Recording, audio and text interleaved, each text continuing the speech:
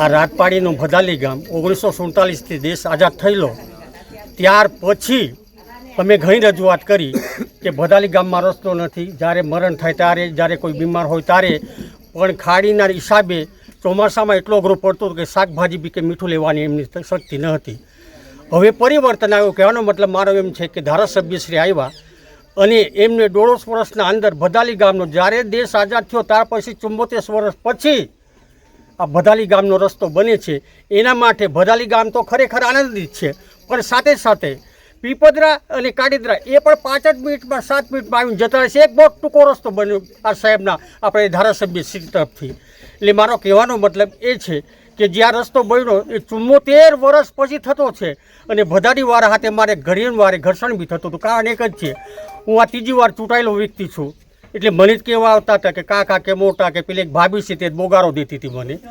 એટલે હું તમને બહુ ચોખ્ખું જ કહું, અને આ રસ્તો બની ગયો તો ભદાલી હાથે ખુશ છું, ડબલ ખુશ છું. અને ધારાસભ્ય શ્રીનો મારે ખૂબ ખૂબ ખૂબ અભિનંદન ને ખૂબ ખૂબ આભાર. આજરોજ રાજપાડી મુકામે અને ભદાલી ગામની અંદર ઘણા વર્ષોથી આ ગામની અંદર રસ્તાની સમસ્યા હતી અને ગામ લોકો બહુ હાલાકીનો સામનો કરતા હતા.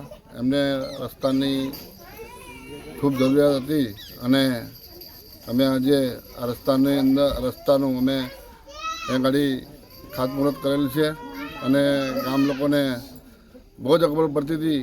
એના માટે આજુબાજુના આ ગામ લોકોને આજે બહુ ખુશીની લાગણી અનુભવે છે અને આ વિસ્તારની અંદર આવા વિકાસના કામ જે બાકી હશે અમે કરીશું એવી અમે ખાતરી આપીએ છીએ. ભારત માતા કી જય.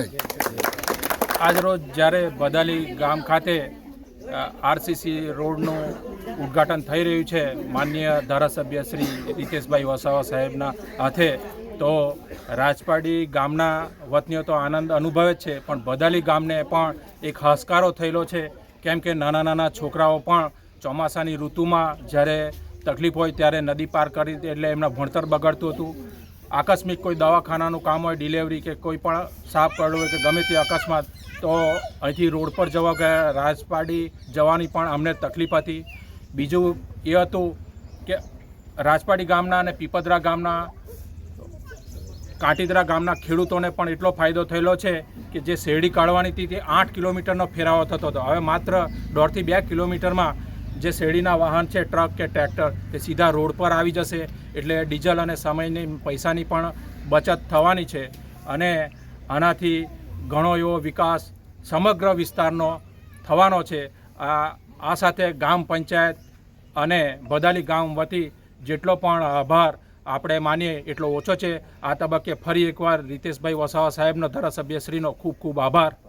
50 થી 75 વર્ષથી અમારો દુઃખ જ હતું અને અમને તકલીફ ઘણી હતી. નહોતા છોકરા ભણી શકતા હતા, નથી અમારે ગામડેથી રાજપાડી જવાની પણ તકલીફ હતી અને ડિલિવરી થાય ભાઈ લોકોને બી તકલીફ જ હતી. હિતેશભાઈ વસાવા આવ્યા તો અમારું કામ બન્યું, રોડ બની ગયો.